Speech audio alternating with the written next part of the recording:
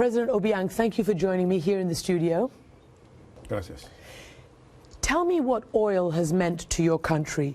Billions of dollars have been pouring into Equatorial Guinea since about 12 or 13 years now.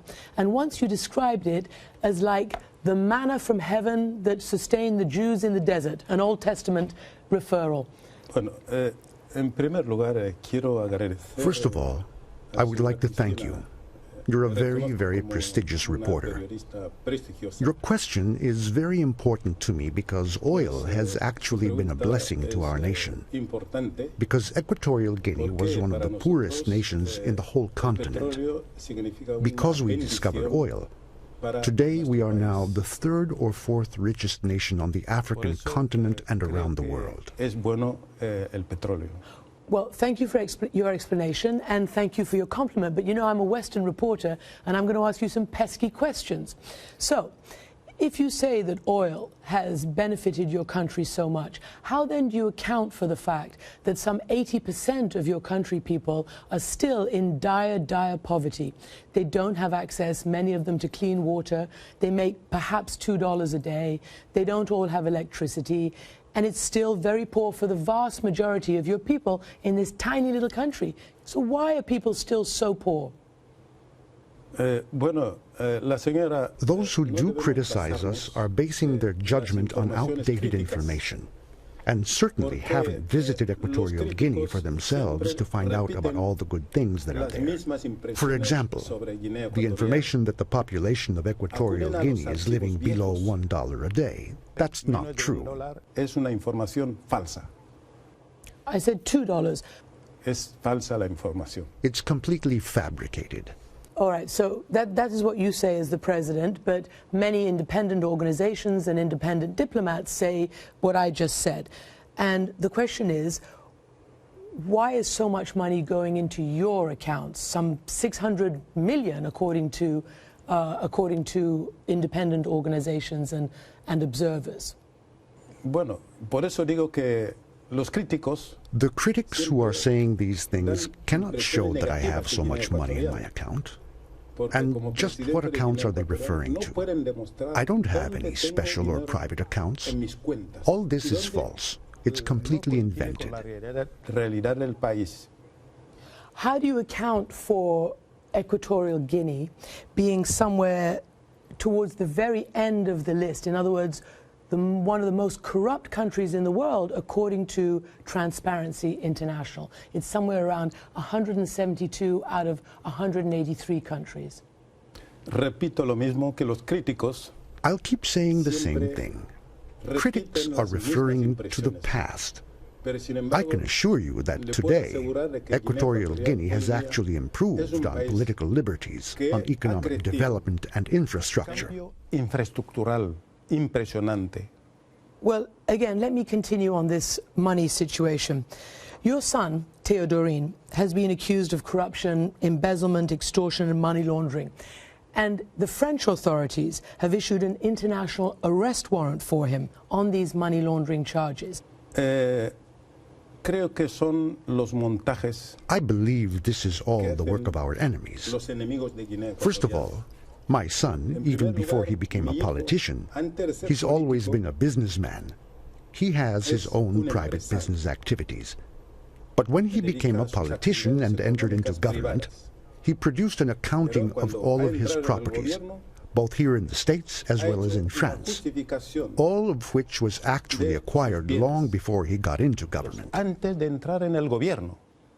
Well, then the question is, how does your son in Equatorial Guinea have a $180 million mansion, this is in France, 11 luxury cars, Bugattis, Ferraris, Rolls-Royce, Maserati, a $3 million clock, and a lot of things in the United States adding up to about $315 million. Mansions, jets, Ferraris, Michael Jackson memorabilia.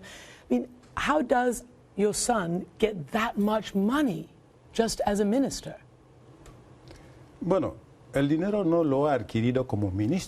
I'll say it again. He did not achieve all this as a minister. He was a businessman before he became a minister. He has his own businesses in Equatorial Guinea, And he has some companies in Malaysia as well.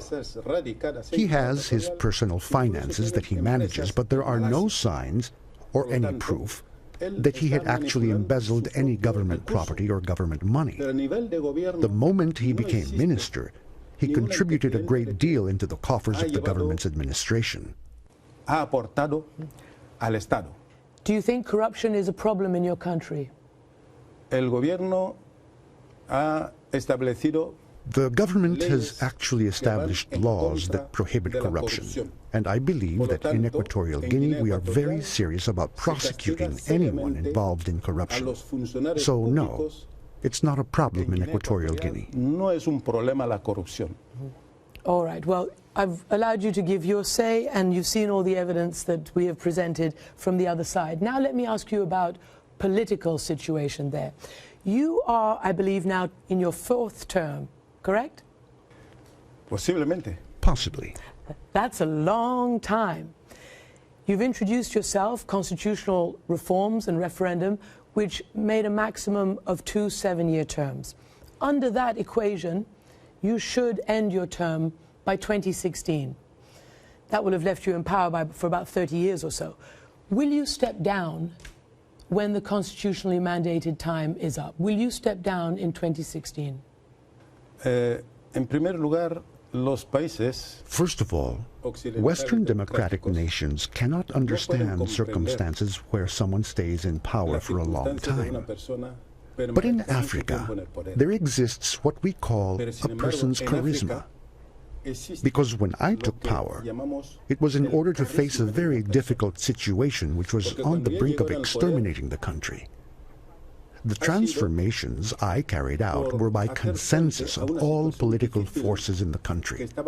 They weren't laws I imposed, but decisions based on consensus with all the political parties in the nation and their leaders. Therefore, as regards the problem of what the new constitution provides, which is only 2 terms, that's a reality that will be carried out at this time. But of course, because the law is the law, therefore there are those who practice law, and they will know exactly whether I should continue into the next phase or not, because the law may not take effect retroactively.